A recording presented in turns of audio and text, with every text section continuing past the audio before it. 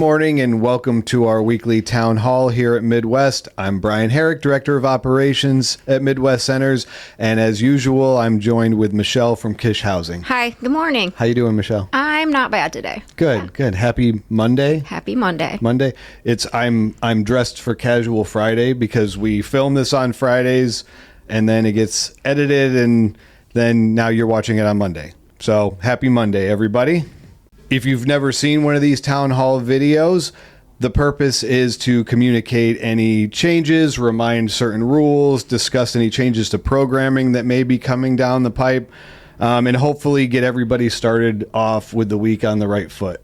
Yeah. So I will hand it over first to Michelle for any of your Kish-related announcements. All right. Thanks, Brian. Happy New Year. So it's a new year and we got new goals. And with that, sometimes we have some changes. Kish has some changes coming up this week. So I really need you guys to pay attention. Pay careful attention this morning or this afternoon, depending on when you're watching this, so that you really are in the know of what these changes are that are coming down the pike at Kish. So first of all, instead of our weekly resident meeting that is typically held on Wednesdays at 5:30, we're going to scrap that because I'm doing these updates on Town Hall every week, and we're going to replace it with a monthly all resident meeting. And that monthly meeting is going to be the last Sunday of the month at 6 p.m. And that will be a mandatory meeting for all residents. The only exception would be if you had verified work on Sunday evening and weren't able to attend.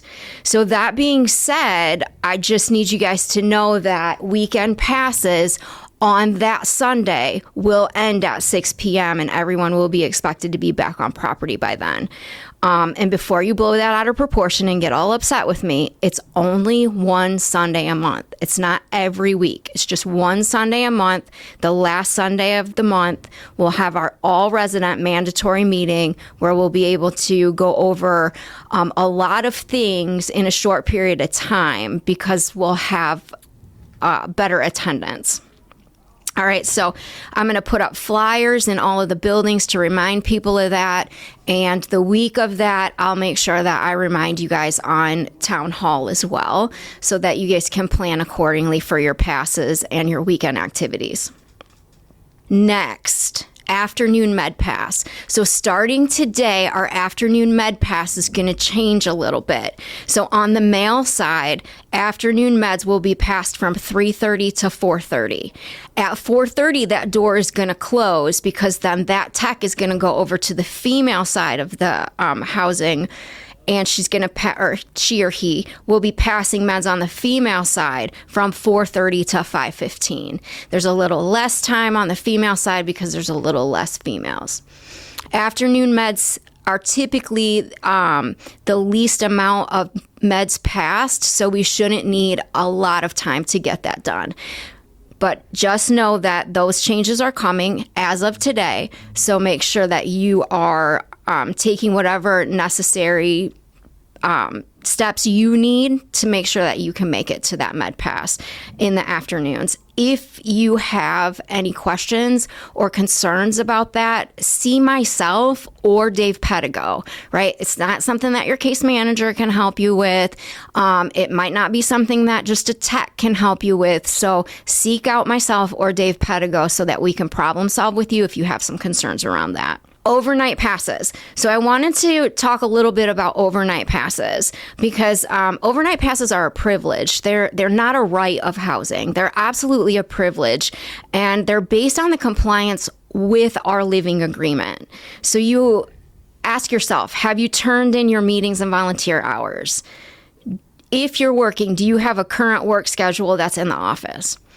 Is your apartment and your personal space in good order? Are your urinalysis clean? Do you come down on time for meds, right? All of those things go into whether those passes are going to be approved or not. In addition to that, the living agreement also discusses your responsibility to treatment, right? Like you're agreeing that treatment is an important thing and that living at Kish, you're going to make sure that you are always compliant with your treatment obligations. The case managers and Kish staff are now coordinating so that communication is given to us at Kish about unexcused absences from appointments here at the center, from groups here at the center, tardiness or behavioral issues during your time here will impact your ability to take those passes. If we get notification that you've missed some groups, then that pass will not be approved, and we will make sure that you're aware that your pass was not approved. Okay, so make sure that you're putting your treatment first, so that all of the things that you want to do, you can do on the weekends. And then the last thing I have is there's a new form that will be required in your folder every Wednesday. So on Wednesday night, when you turn in your folder, you have your volunteer hours, you have your meeting slip. Now there's going to be an additional form, and it's called a weekly check-in form.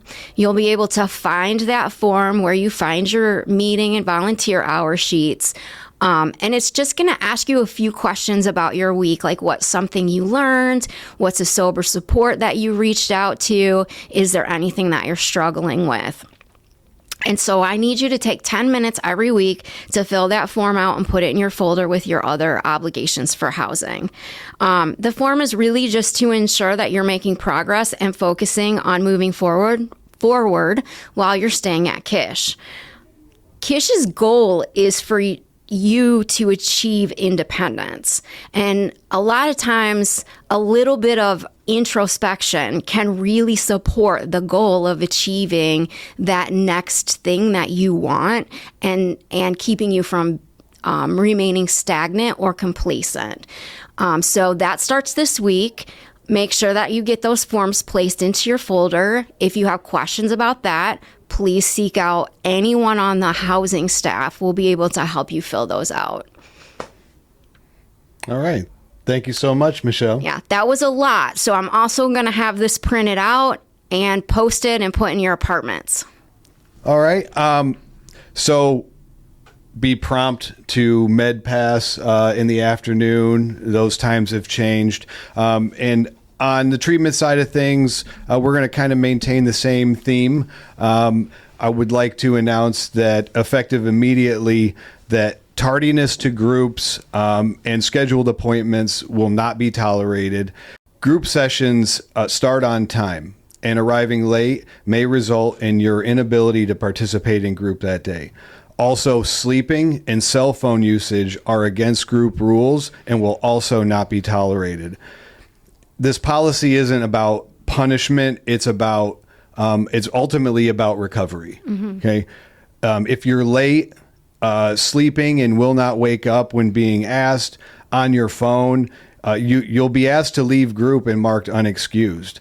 Multiple unexcused absences can result in treatment noncompliance, which, as Michelle stated, can affect your housing situation and your participation in our treatment program here at Midwest.